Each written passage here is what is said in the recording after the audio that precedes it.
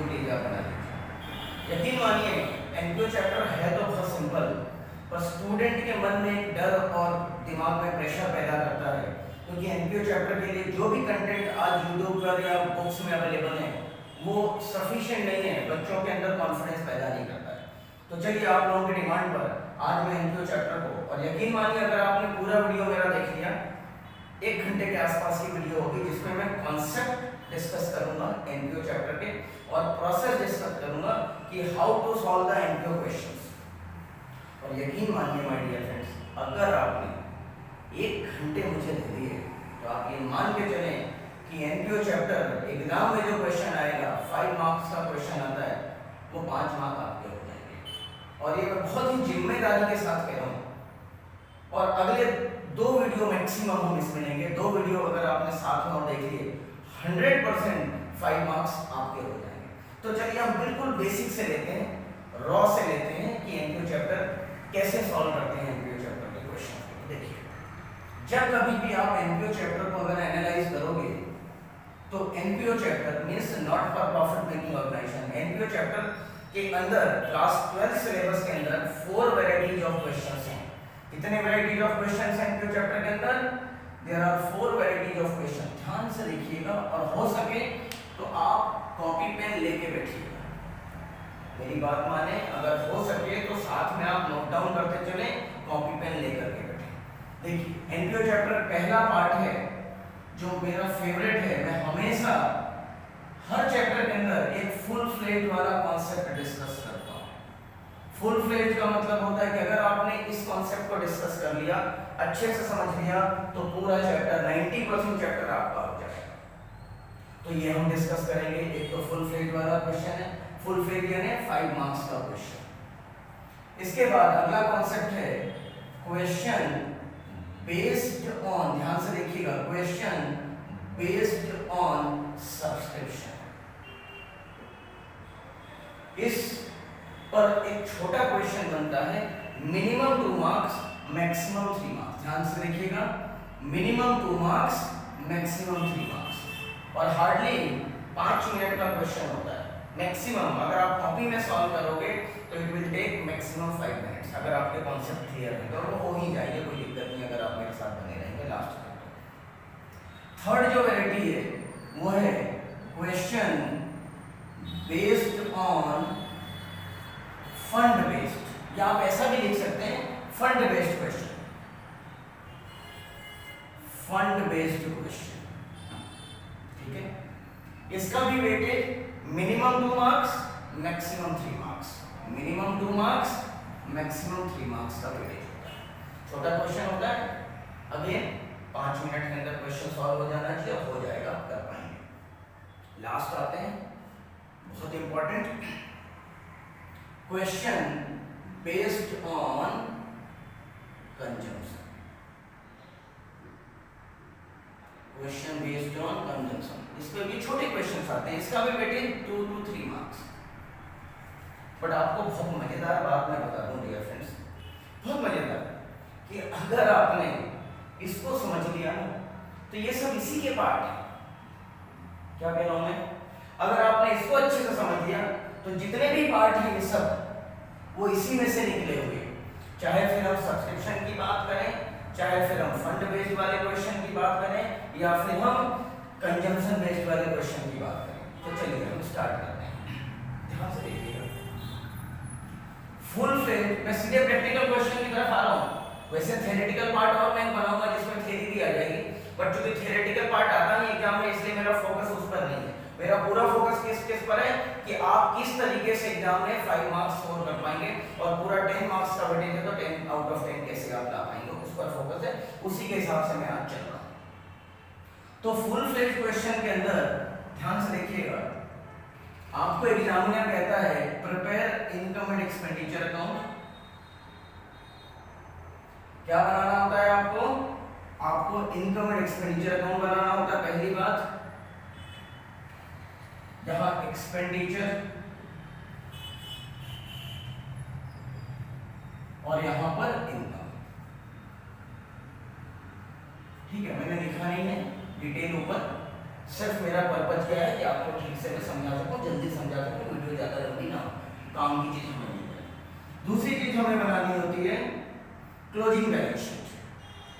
दूसरी चीज़ हमें क्या बनानी होती है, ध्यान से देखिएगा, मैंने कहा है कॉपी पेन लेकर के बैठे हैं तो बिल्कुल मजा आ जाएगा।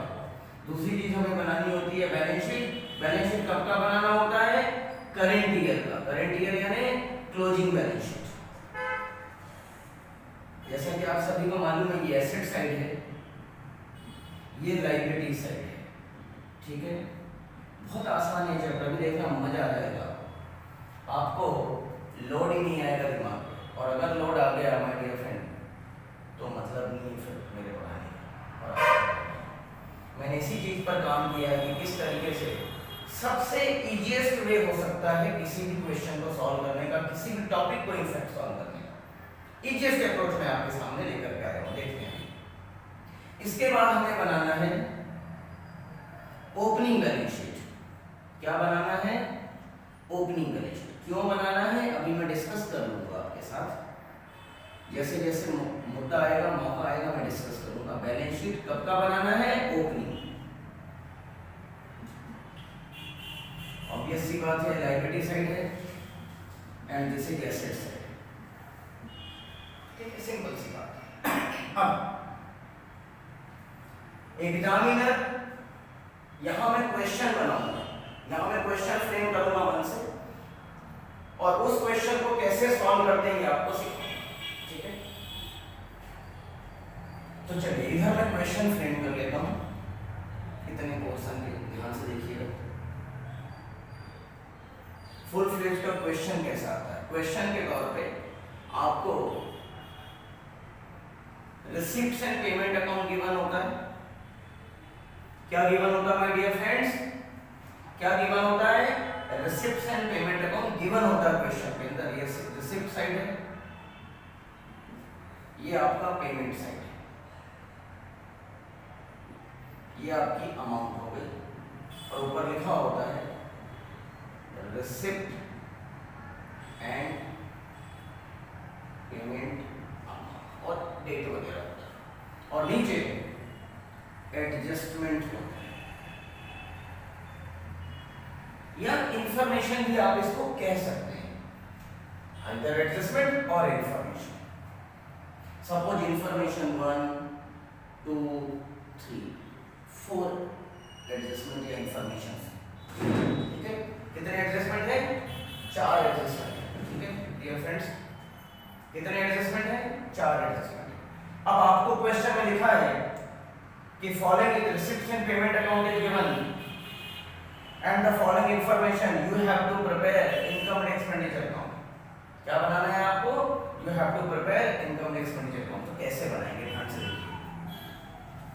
स्टेप 1, यहाँ पर क्या लिख रहा हूँ मैं, ध्यान से देखिए, मैं ब्लू पेन यूज कर रहा हूँ सो दैट आपको बिल्कुल क्लियरिटी आ जाए और डिफरेंशिएट कर पाए। प्रोसेस, ध्यान से देखिएगा, process for solving question of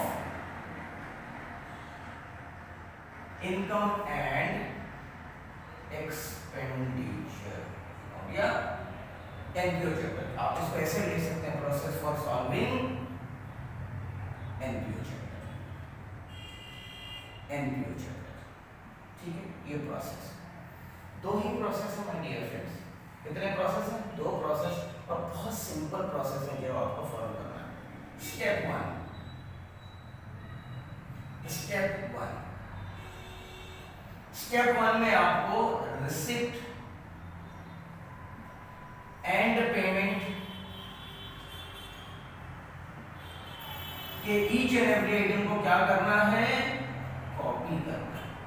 क्या करना है, you have to copy down all the receipts and payment account, first step। then कैसे करना है वो भी सिखाऊंगा। then step 2, और ये सबसे इंपॉर्टेंट स्टेप है, बच्चों को यही क्लियर नहीं होता है, और बहुत सारे वीडियो मैंने देखे, बहुत सारी चीजें मैंने देखी, कहीं क्लैरिफाई नहीं किया यहाँ, और इसीलिए स्टूडेंट परेशान, और इसीलिए मेरे पास बार बार कमेंट्स कि सर एनपीओ पे वीडियो बना दीजिए, सर प्लीज एग्जाम आने वाली है एनपीओ पे वीडियो बना दीजिए।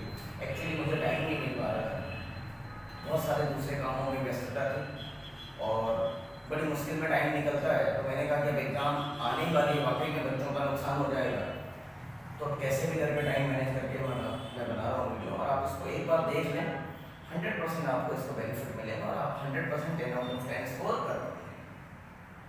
स्टेप टू में क्या करना है, एडजस्टमेंट की डबल फ्लिप देना है। एडजस्टमेंट, ये एडजस्टमेंट है। जब आप एडजस्टमेंट को सही तरीके से एनालाइज करोगे तो you will find there are two type of adjustment, one is opening adjustment and another is closing adjustment. Opening adjustment पे ध्यान दीजिए, ध्यान से देखना, मैं बहुत मजेदार चीज करता हूं। एक बात कहता हूं, जब मैं पढ़ाता हूं लाइव क्लासेस से, जब मैं पढ़ाता हूं तो मैं ऐसे उंगली करता हूं, ऐसे ऐसे, आप देखें इसको, ऐसे करता हूं और ऐसे करता हूं, मतलब ये पॉइंट हो गया, ये एडजस्टमेंट हो गया। ये है क्या, एक सॉन्ग है, आपको पता हो, हिंदी मूवी सॉन्ग है, ऐसे इशारे करके, लड़की कमाल रे तू अखियों से गोली मारे, ठीक है, अखियों से गोली मारे, ये है क्या?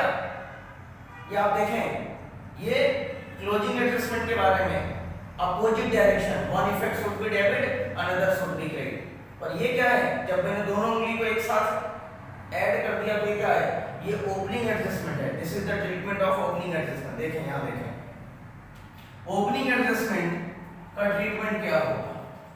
अगर एक इफेक्ट डेबिट हुआ है तो दूसरा भी क्या होगा, डेबिट, सेम डायरेक्शन। और अगर स्पेस नहीं, जैसे मैं इधर लिख रहा हूं, अगर एक इफेक्ट क्रेडिट हुआ है तो दूसरा भी क्या होगा, क्रेडिट, ठीक है, सेम डायरेक्शन, सेम डायरेक्शन। इसलिए मैंने दोनों फिंगर्स को क्या कर दिया, जोड़ दिया है, ठीक है। और क्लोजिंग एडजस्टमेंट में एक इफेक्ट डेबिट तो दूसरा क्रेडिट, अपोजिट डायरेक्शन। ध्यान से देखिए, यहां लिख रहा हूं मैं, एक इफेक्ट अगर डेबिट होगा तो दूसरा इफेक्ट अपोजिट डायरेक्शन में जाना चाहिए, क्रेडिट होना चाहिए। अगर आपको इतनी सी बात समझ में आ गई my dear friends, my dear student, तो आप ये समझ लें ये चैप्टर अंतिम सांसें ले लेगा, ट्रस्ट मी, और मैं भी प्रूव करूंगा।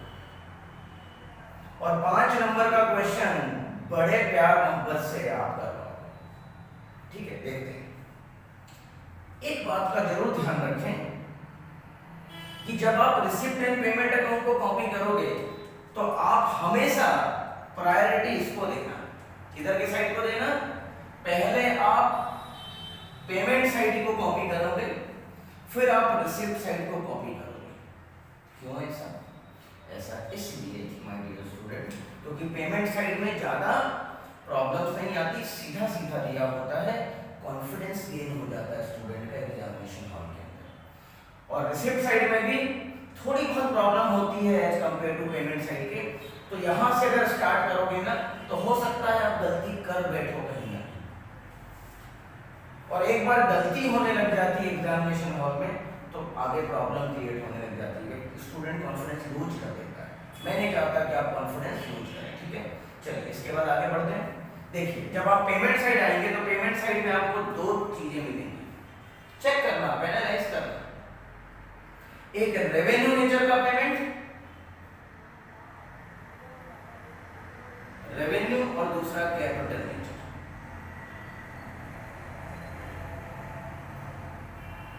जैसे आप पेमेंट साइड में देखेंगे, सैलरी दिया, रेंट दिया, printing and stationery, books purchase किए, इन्वेस्टमेंट किया।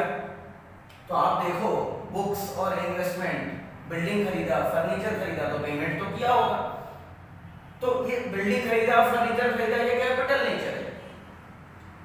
और बाकी जो रूटीन नेचर के खर्चे हो रहे हैं, जो बिजनेस में बार बार होते हैं, वो रेवेन्यू नेचर के, सैलरी दिया, रेंट दिया, प्रिंटिंग और स्टेशनरी का पेमेंट किया, these are the expenses of revenue nature.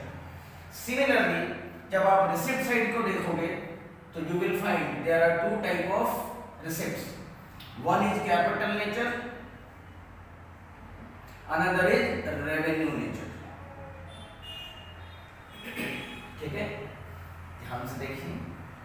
जब आप पेमेंट साइड को एनालाइज करोगे तो आप देखेंगे you will find two types of payments is over there. Number one is revenue nature payments and another is capital nature payments. In similar fashion, if you will analyze the receipt side, you will find two type of receipts. One is capital nature receipt, another is revenue nature receipt. अब इसका purpose क्या, ये बताने का purpose क्या है वो अभी समझना है. ठीक है, चेक करना आपको ये मिलेगा किसी भी क्वेश्चन में चेक करना.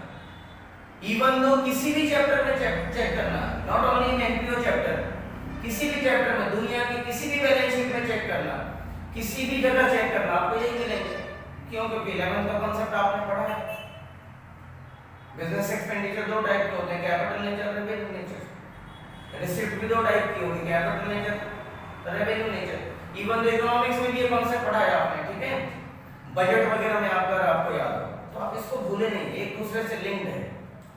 चलिए देखिए, अब हमारा पहला स्टेप क्या कहता है कि कॉपी करना है रिसिप्ट एंड पेमेंट के ईच एंड एवरी आइटम. तो सबसे पहले हम पेमेंट साइड कॉपी करना स्टार्ट करेंगे.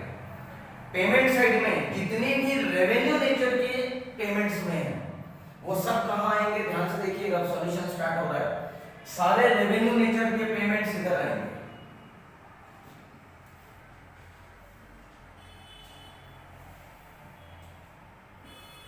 और सारे कैपिटल नेचर, ध्यान से सुनना, सारे कैपिटल नेचर के पेमेंट्स कहां जाएंगे, बैलेंस शीट में. कैपिटल नेचर जैसे बुक्स, बिल्डिंग, फर्नीचर, इन्वेस्टमेंट, वो सब आप यहीं तो लिखते हो. ऐसे लिखो, कभी कभार खर्चे करते हो, कभी कभार एक्सपेंडिचर होते हैं. ठीक है, तो इस तरीके से आपने इसको भी कॉपी कर लिया, इसको भी कॉपी कर लिया. और ध्यान देना, पेमेंट यानी expenditure, debit all the expenses and losses. ठीक है, तो अगर आप एनालाइज करोगे तो आपने जो पेमेंट साइड के सारे आइटम कॉपी किए ना, इनको आपने डेबिट साइड में ही कॉपी किया होगा. चेक करना. और मैं क्वेश्चन कराऊंगा, प्रैक्टिकल क्वेश्चन, वहां मैं एक एक आइटम चेक कराता हूँ. जो यहाँ बता रहा हूँ इसको मैं फॉलो करवाऊंगा. और अगर आपने मेरे साथ एक या दो क्वेश्चन भी कर लिया, मोर देन सफिशिएंट है एग्जाम में 10 आउट ऑफ 10 स्कोर करने के लिए. एक भी क्वेश्चन नहीं बचेगा. ठीक है, और मैं पिछले 20-21 सालों से टीचिंग प्रोफेशन में हूँ. हजारों बार, एक दो बार तो छोड़ दो, हजारों बार ये प्रूफ कर चुका हूँ.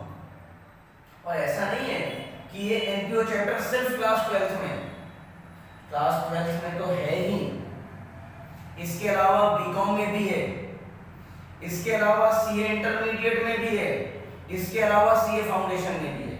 तो मैं इतनी सारी क्लासेस में प्रूफ कर चुका हूँ, करवा चुका हूँ, कोई प्रॉब्लम नहीं है. आप 100%, एक बार आपको और प्रूफ करवा दूंगा, आप देख लेना, 100% आपको सेटिस्फेक्शन भी आ जाएगा, क्वेश्चन भी सॉल्व हो जाएंगे. चलिए आगे बढ़ते हैं. हमने अभी सिर्फ पेमेंट कॉपी किया. ठीक है, ये कॉपी हो गया हमारा पेमेंट साइड. अब अगला पेमेंट हमें करना है रिसिप्ट साइड, क्योंकि स्टेप 1 क्या कहता है, to copy down all the receipts and payment items. तो हमने अभी तो सिर्फ पेमेंट साइड को कॉपी किया. अब हम रिसिप्ट साइड को कॉपी करेंगे. रिसिप्ट साइड में जितने भी रेवेन्यू नेचर के रिसिप्ट्स हैं वो यहां आएंगे. रेवेन्यू नेचर के रिसिप्ट्स यहां आएंगे. जैसे सब्सक्रिप्शन आप यहां लिखते हो, जनरल डोनेशन यहां लिखते हो, इंटरेस्ट ऑन इन्वेस्टमेंट यही लिखते हो. क्यों? क्योंकि सारे कैसे हैं, रेवेन्यू नेचर के रिसिप्ट्स हैं. बार बार मिलेंगे, हर बार मिलेंगे, हर महीने मिलेंगे, हर साल मिलेंगे. बट कैपिटल नेचर के रिसिप्ट, किसी ने आपको 10 लाख रुपए डोनेशन दे दिया और कहा, साथ में लिखा उसने कि ये डोनेशन का पैसा मैं सिर्फ और सिर्फ बिल्डिंग बनाने के लिए दे रहा हूं. तो एक ऐसा डोनेशन हो गया, स्पेशल नेचर का हो गया.